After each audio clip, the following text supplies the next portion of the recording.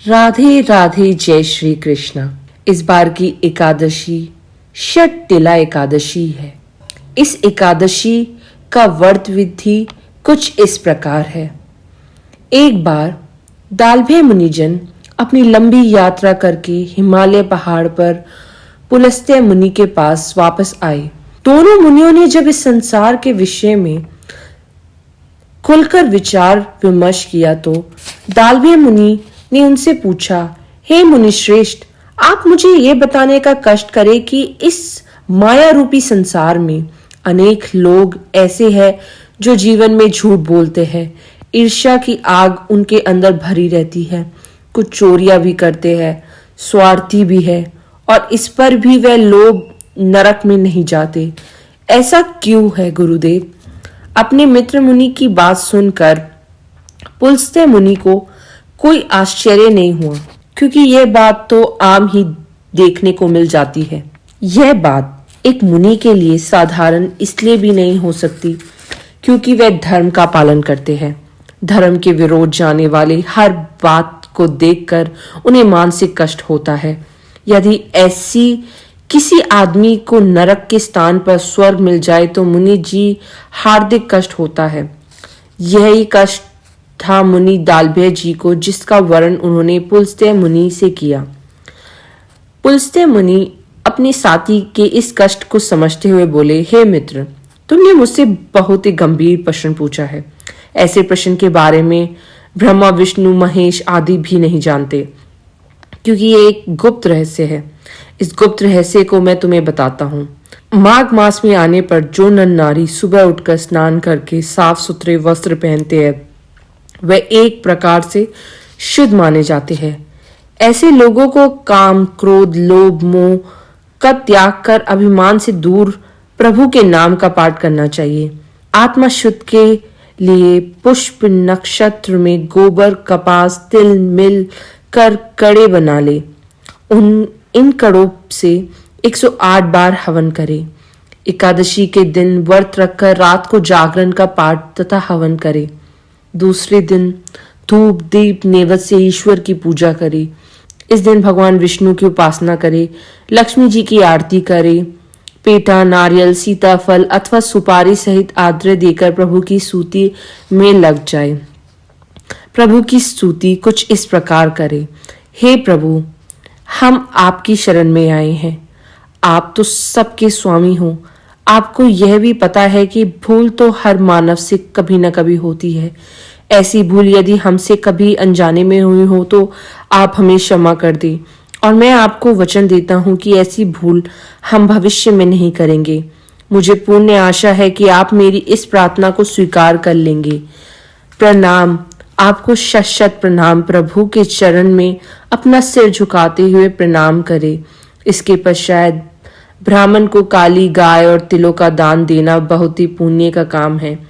और यह बात भी याद रखे कि जो आदमी जितने तिल दान करता है इस एकादशी के दिन, उतने ही वर्ष वह स्वर्ग में वापस करता है।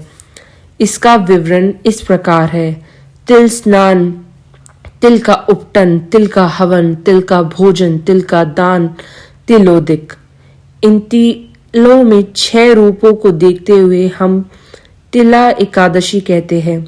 इस एकादशी व्रत और पष्ट पूजन से अनेक प्रकार के कष्ट नष्ट हो जाते हैं। ऐसी ही प्रार्थना मुनिश्रेष्ठ नारद जी ने भगवान से एक बार की थी।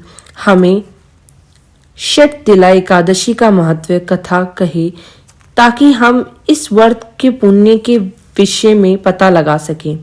तब श्री कृष्ण ने षट तिला एकादशी की कथा इस प्रकार से सुनाई थी। षट तिला एकादशी व्रत कथा। श्री कृष्ण जी ने नारद की बात को मानकर इस कथा को इस प्रकार से प्रारंभ किया। हे नारद, मैं इसी विषय में संबंध में प्राचीन काल की एक सत्य घटना को सुना रहा हूँ। यह नारी बहुत बूढ़ी थी, अकेली एक कुटिया में रहती थी। हिंदू देवी देवताओं के हर व्रत को पुण्य विधि के अनुसार करती थी, जिसके कारण उस बेचारी के शरीर बहुत ही दुर्बल हो गया था। एक बार वह निरंतर 1 मास तक व्रत करती रही।